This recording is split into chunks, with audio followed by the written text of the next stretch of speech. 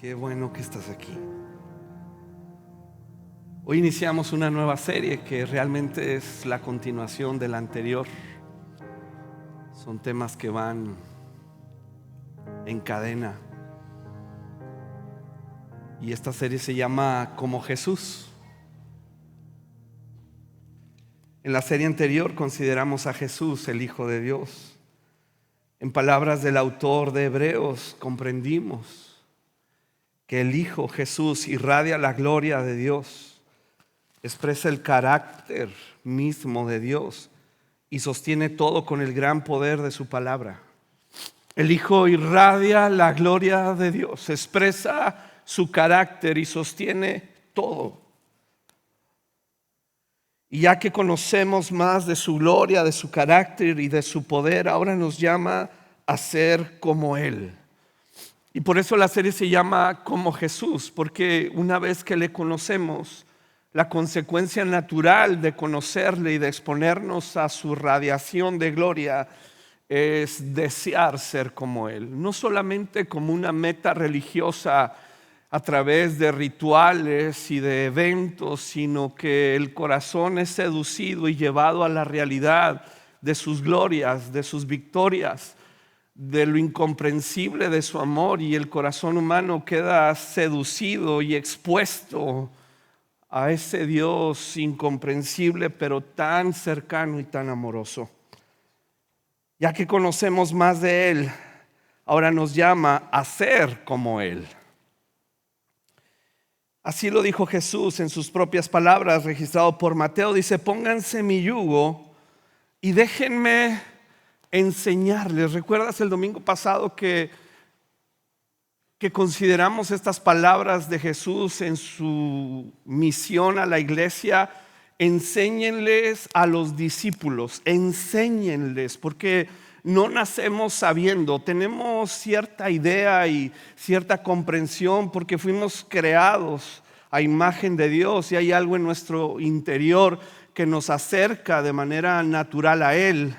Un temor común que compartimos los seres humanos, una gracia común que nos impulsa a buscarle, y por eso estamos aquí en esta mañana. Pero tenemos que aprender, y el aprendizaje lleva tiempo, lleva procesos, lleva intención, lleva disciplina, lleva muchos otros elementos más allá de una inspiración momentánea, lleva realmente una vida dedicada. Déjenme enseñarles, dice la versión Reina Valera 60, aprendan de mí, porque yo soy humilde y tierno de corazón, y encontrarán descanso. Wow.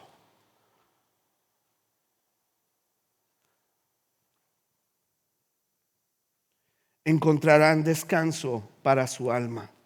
Pues mi yugo es fácil. Te fijas que el yugo del Señor es fácil y de alguna manera a nosotros se nos hace difícil. Porque, híjole, es bien difícil. Hay algunos dicen, es que es bien difícil ser cristiano. Pues sí, porque si es por nuestra propia fuerza y es a través de rituales, realmente vamos a quedar expuestos en nuestra incompetencia e incapacidad. Pero cuando el corazón se rinde en esta imperfección que nos rodea y nos va a seguir el resto de nuestras vidas, cuando el corazón se expone realmente a las glorias, a la radiación de la gloria de Dios, entonces el creyente, aunque sí encuentra difícil en su carne seguir al Señor, encuentra este deleite del discípulo que es un aprendiz. Y este aprendiz va madurando, va creciendo, va desarrollando los rasgos característicos de quien lo engendró, quien es Dios. Déjenme enseñarles para que aprendan y comprendan que mi yugo es fácil y ligero. Discípulo significa aprendiz, alguien que no solamente adquiere información bíblica, conocimiento bíblico, sino es alguien que, de nuevo, en su imperfección, se esfuerza en la gracia por vivir la enseñanza. No toma una actitud soberbia, altiva, farisea, sino en una actitud humilde, llevando un yugo, el yugo de su Señor, fácil y ligero. Empieza a aprender, a desarrollarse, a crecer en la fe. Recordemos las condiciones para ser discípulo de Jesús que las vimos el domingo pasado. La primera fue un amor sin rival. En el reino de nuestros afectos, Dios no va a compartirnos con nadie. Por eso uno de sus atributos, como el atributo de amor, de justicia, de santidad, uno de sus atributos es celo. Es un Dios muy celoso. Y no es celoso como tú y yo, ¿verdad? El celo humano es muy diferente, pero el celo es esta cualidad de Dios, de su persona, de su corazón y de todo lo que Él es, para tenernos a nosotros y compartir con nosotros toda su bondad y su rica herencia. Él nos cela, y en el reino de nuestros afectos Él nunca va a aceptar un rival.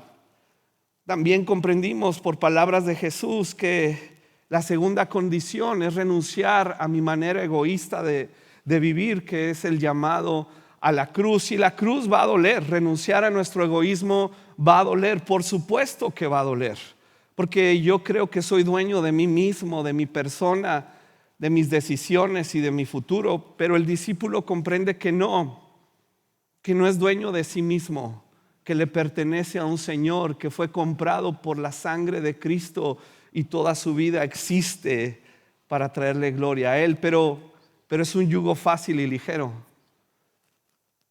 Y por último, la tercera condición es poner a su disposición todas mis posesiones. Y aquí es donde, se nota, se percibe. Es muy tangible el discípulo en cuanto a la disposición de poner a las órdenes del Señor todo lo que posee. Así que el discípulo es un aprendiz. ¿Y qué es lo primero que debemos aprender para ser como Él, ya que cumplimos los requisitos para ser un discípulo? Y no es como que ya lo palomeamos, es realmente un estilo de vida. ¿Y qué es lo que trata de enseñarnos? Pues en la gran comisión que nos dio es que aprendamos a obedecer. Y la palabra obediencia está o muy sobrevaluada o muy devaluada. En los círculos religiosos tiende al extremo de la manipulación y el control. Tiende al extremo de una disciplina rígida en la persona del creyente, del discípulo, para demostrar algo, para merecer algo. Y por eso se hace un gran énfasis en la obediencia. Pero la obediencia se distingue por otras cualidades. Y Jesús las enseña claramente, que la obediencia está ligada a conocer a nuestro Señor y conocer su voluntad, que es buena, agradable y perfecta. Así lo registra la carta a los Hebreos. Dice que Jesús, tomando las palabras de Jesús en la tierra, registra Hebreos: aquí estoy, oh Dios, he venido a hacer tu voluntad.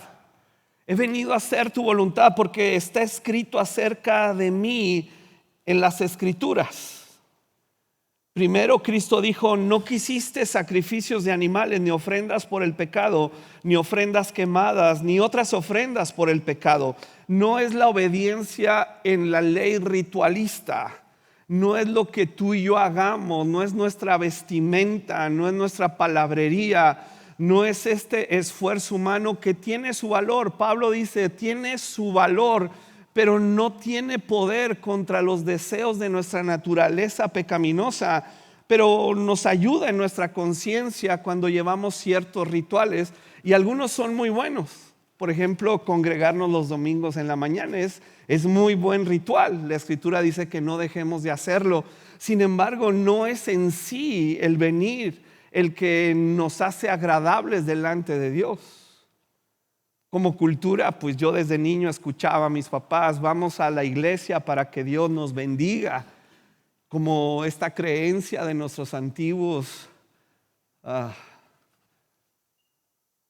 tribus en México, que pues hay que aplacar la ira de ese Dios y hay que hacer ciertos rituales para que nos bendiga. Jesús dice, no es lo que Dios quiso. Incluso está hablando de las ofrendas y de los sacrificios que Dios ordenó a Moisés y se establecieron bajo el régimen levita, el sacerdocio, y dice, no, es que no lo comprendió ni Moisés, ni Aarón, ni todos los levitas, ni todos los reyes, no comprendieron que no era en sí la matanza de esos animales, el derramamiento de esa sangre, no lo comprendieron, no comprendieron que era hacer su voluntad. Y dice, todas esas ofrendas tampoco te agradaron, aun cuando la ley de Moisés las exigía. Luego dijo Jesús, yo he venido para hacer tu voluntad. Más que la obediencia ciega es, yo conozco al Padre, dice Jesús. Yo conozco al Padre, conozco su corazón. Jesús había estado con el Padre desde la eternidad pasada, compartiendo una relación en una armonía que no podemos ni imaginar los seres humanos, en una armonía perfecta, en un amor perfecto, en una unidad perfecta. Dice, yo conozco el corazón del Padre y yo he venido para hacer su voluntad. Generalmente cuando preguntamos a qué vino Jesús a esta tierra, pues vino a salvarnos, pero esa es la consecuencia de hacer su voluntad. Jesús vino a hacer la voluntad del Padre, vino a satisfacer. Cuando nos preguntan a los cristianos, ¿a qué vino Jesús a la tierra? Vino a satisfacer el corazón de su Padre. Ese corazón que no había sido satisfecho por mí, por mi maldad, mis incompetencias, ese corazón dañado de Dios en su santidad y su justicia, Jesús vino para satisfacer su justicia, satisfacer su santidad, satisfacer su amor. Y cuando lo satisface, encontramos tú y yo redención por la fe. Por eso Jesús dice, he venido a hacer su voluntad. Así que él anula el primer pacto para que el segundo entre en vigencia. Pues la voluntad de Dios fue el que el sacrificio del cuerpo de Jesucristo nos hiciera santos una vez y para siempre. Conocer el corazón de Dios y su voluntad, sus deseos. Así lo expresó también Jesús cuando nos enseñó el modelo de oración que conocemos como el Padre Nuestro. Dice, venga tu reino, que tu reino venga pronto y que se cumpla tu voluntad en la tierra como se cumple, ¿dónde? En el cielo. En el cielo. Esta visión del discípulo de saber qué existe en el cielo. Por cierto, este próximo miércoles continuamos con nuestro estudio de Apocalipsis.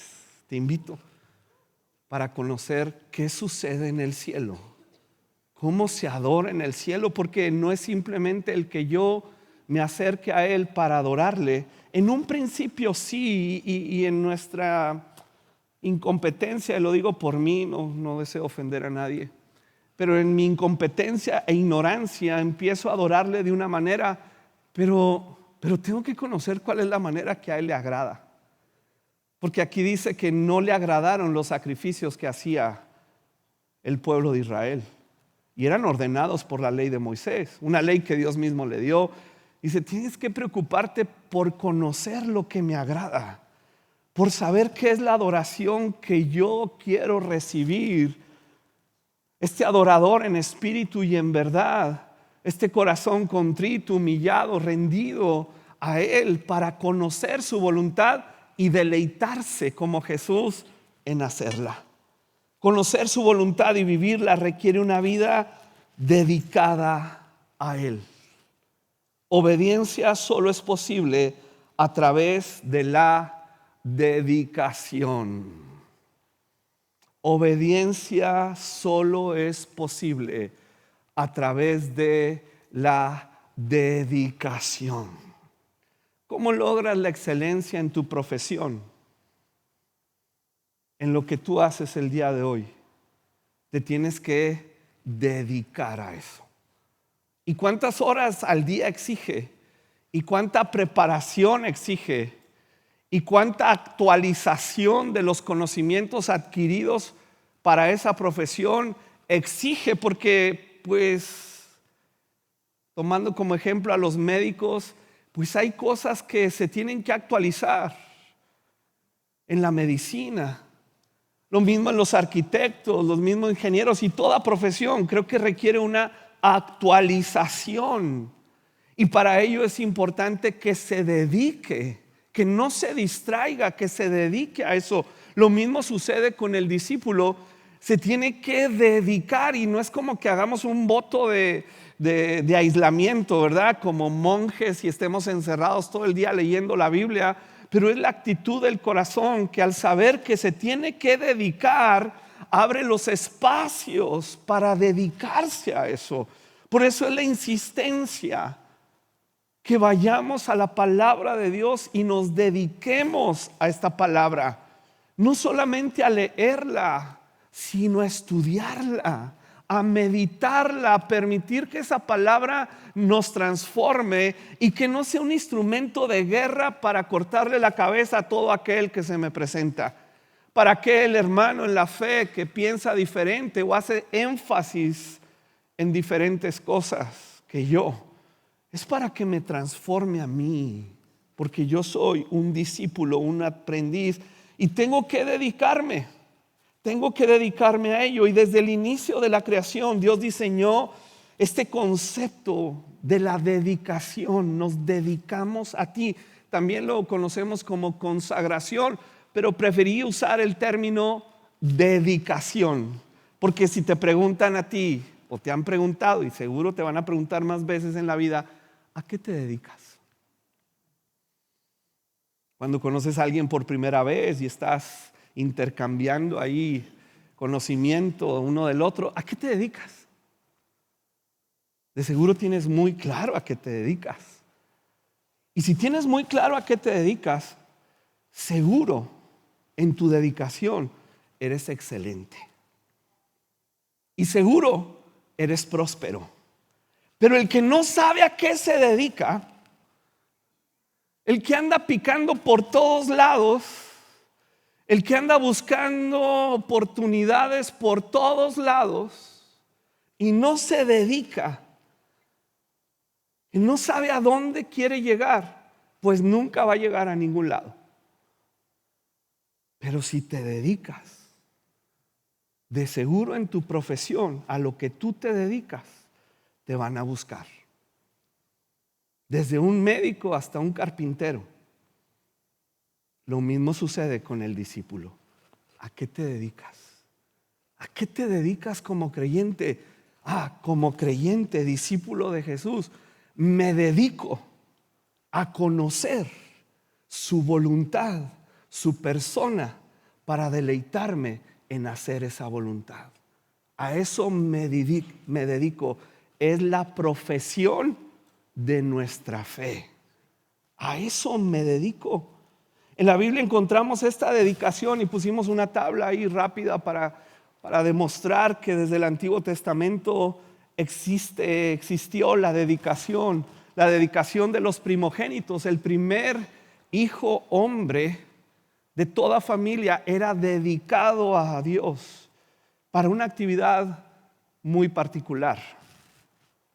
La dedicación de los sacerdotes, la dedicación de las ofrendas, del dinero que traemos a la iglesia, en aquel entonces pues al templo, la dedicación de nuestro dinero. Tu dinero tiene que ser dedicado a Dios. La dedicación del templo de Salomón, a lo mejor ya los de allá no lo alcanzan a ver, pero dice, Salomón dedica el templo. Y luego vemos una segunda dedicación del templo cuando regresa el pueblo de Israel después de 70 años de exilio. Nos dedicamos a ti, Dios. Sí, hay que salir a trabajar mañana. Y obviamente en el trabajo no estamos pensando en algún versículo, ¿verdad? Estás concentrado a lo que te dedicas. Pero el discípulo hace espacio intencional. Toma su agenda y dice, este es el espacio diario, semanal, mensual, que yo le dedico a Dios. Porque al final del año mi dedicación debe llevar un fruto. No es nada más como que, pues qué, la meta que fue, pues ir 52 domingos a la iglesia, pues qué bueno, y es parte. Pero ¿a dónde vas a llegar en diciembre? ¿Cuál es la meta de tu dedicación? ¿Cuál es el fruto del creyente, del discípulo que desea exhibir en su dedicación para que realmente Dios reciba gloria en su vida? Recordemos las palabras de Jesús en Hebreos, las que ya leímos hace un momento. Aquí estoy, oh Dios, he venido a hacer tu voluntad. No quisiste sacrificios de animales, ni ofrendas por el pecado, ni ofrendas quemadas, ni ofrendas por el pecado. Todas esas ofrendas tampoco te agradaron. ¿Y por qué no le agradaron a Dios? Porque era ofrenda de cosas, no de corazones.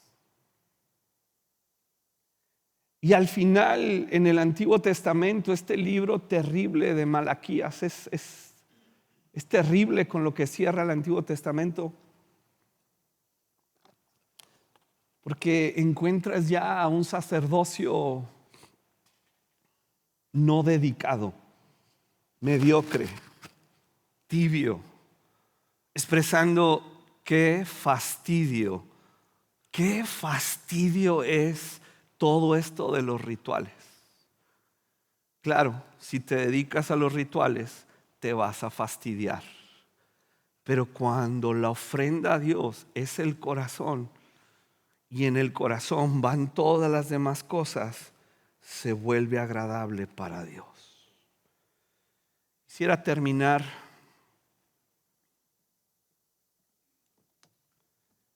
en Juan capítulo 10, verso 22. No sé si está bien ese reloj, si me quedan 30 segundos. ¿Sí? Pues ni para la men, ¿verdad?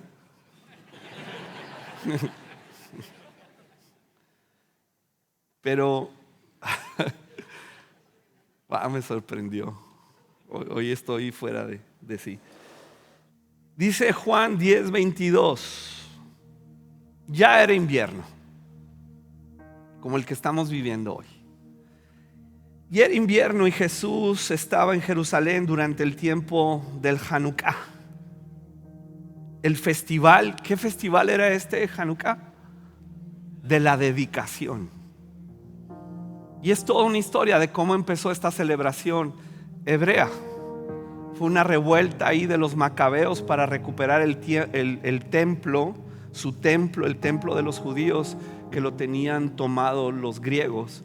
Y se rebelaron los macabeos, recuperaron el templo y lo dedicaron, lo rededicaron al Señor. Y estaba Jesús en esta temporada y escoge precisamente esta temporada para ir al templo. Se encontraba en el templo, pero estaba caminando por la parte conocida como el pórtico de Salomón. O sea, estaba en el patio. Recuerda que a Jesús no se le permitía entrar más allá del patio. Jesús no podía entrar al lugar santo ni al lugar santísimo porque no pertenecía a la tribu de Leví. No cumplía con los requisitos humanos dados por Dios para él entrar al lugar santísimo. Qué cosas, ¿verdad? El dueño de la casa no trae la llave. Pero hay algo muy importante que debemos comprender en esta observación de Juan al escribir. Jesús está en el momento de la dedicación y está en el patio del templo. En este patio estaban los que no habían sido por derecho legal sacerdotes. Es donde estamos tú y yo. Es a donde nos acercamos tú y yo. Es donde Jesús recibió al leproso, a la mujer enferma. Es donde Jesús recibió a todos, porque es el tiempo de la dedicación. No exigía la perfección del lugar santo y santísimo. No, estaban en el patio.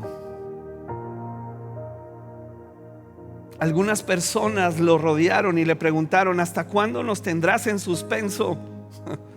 Si tú eres el Mesías, dínoslo sin rodeos. Y Jesús les contestó, ya les dije y ustedes no me creen. La prueba es la obra que hago en nombre de mi Padre, pero ustedes no me creen. ¿Y por qué no creían? Porque no eran ovejas del Señor. Y escucha esto: mis ovejas escuchan mi voz. Yo las conozco y ellas me siguen. La carta a los Hebreos nos llama a que si escuchamos hoy su voz, no endurezcamos el corazón. Como vimos el domingo pasado, endurecer el corazón cuando escuchamos nos lleva a ser una especie de hippies cristianos, espiritualoides, de vagabundos por desiertos, que no encuentra paz ni sosiego en el alma. Pero la oveja escucha su voz y trasciende de ser oveja a ser un discípulo, porque se está dedicando su templo. Él es el templo del Espíritu Santo y se está dedicando a sí mismo. No al decir, pues te dedico no, es que sin palabras aún estoy en tu presencia, dedicándome a ti, afirmando que esto es el sentido de mi vida. Ellas me siguen, les doy vida eterna y nunca perecerán. Y me encanta la siguiente frase, porque dice: nadie, ojalá que la pongamos en rojo para la siguiente, nadie puede quitármelas. Si te preguntaba si la salvación se pierde, no puedes perder algo que tú no eres el dueño de ella. No puedes. Mis hijos no pueden dejar de ser mis hijos. No pueden desaparecer de la nada. Es donde encuentra la religión la manera de condenarte y de esclavizarte. Si eres oveja y escuchas su voz y la sigues a la consagración, nunca perecerás y nadie puede quitarte de la mano de Dios. Nadie. No existe demonio. No sé por qué demonios le damos tanto poder al demonio. No hay demonio. Escúchame. ¿Puede ser engañado el creyente? Por supuesto. Por eso dice que estemos velando, porque nuestro adversario, el diablo, anda como perro, como león rugiente. Pero lo único que puede hacer es engañarte. No puede robarte. A ti no puede robarte. Puede robarte la paz. Puede destruir tu vida y tu familia. Y son consecuencias que puedes llevar aquí en planeta Tierra. Pero tú no puedes ser quitado de la mano de Dios. ¿Eso a qué te impulsa, discípulo? A dedicarme a Él. Si no hay nada, como dice el apóstol Pablo, no hay nada en el cielo, en la tierra, ni debajo de la tierra. No hay demonio, no hay pecado, no hay nada que nos separe del amor de Dios.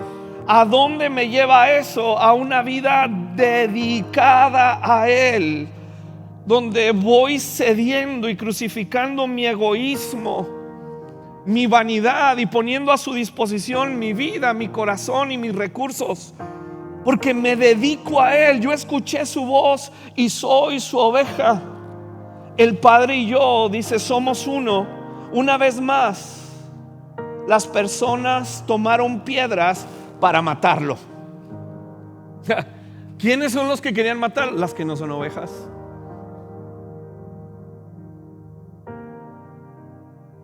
Hay un enojo hoy en el mundo que siguen tomando piedras para matar al autor de la vida, porque no comprenden, no escuchan su voz y se envanecen en su racionamiento, inventan cosas porque no son ovejas. Pero puede llegar el día en que sí escuchen al gran pastor. Y por eso nos dedicamos, iglesia, a hacer discípulos. Pero empezamos con nosotros. Vamos a orar.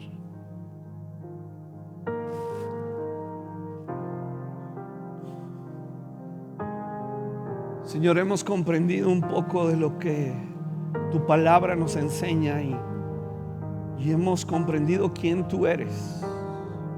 Tú irradias la gloria de Dios y expresas el carácter de Dios. Sostienes todo con el poder de tu palabra. Tú eres Dios, impresionante, excelso, digno, hermoso, glorioso. Y ahora comprendemos que nos llamas a ser como tú. Jamás llegaremos a tu perfección, pero sí podemos madurar para que se noten los rasgos característicos de nuestro Padre, del que nos engendró. Y por eso hoy, al iniciar 2025, la meta de este año suprema es dedicarnos a ti. Dedicar nuestras vidas, nuestras profesiones terrenales, nuestros recursos terrenales, los dedicamos a ti y nuestro corazón queda rendido a tu voluntad, Señor, renunciando a toda esta condición humana que nos perseguirá siempre, como Caín persiguió a Abel hasta matarlo. Que nos seguirá siempre, Señor, que el adversario siempre estará listo para engañarnos. Pero, Señor, nosotros nos dedicaremos a ti. Que al conocerte a ti, conocer tu verdad, caminaremos en libertad, deleitándonos, Señor, en nuestra dedicación a ti, deleitarnos en hacer tu voluntad. Nos dedicaremos a conocer tu voluntad, a conocer tu persona, para que al final de este año, Señor, encontremos un fruto en nuestra dedicación. Y te damos gracias, Señor, en el nombre de Jesús.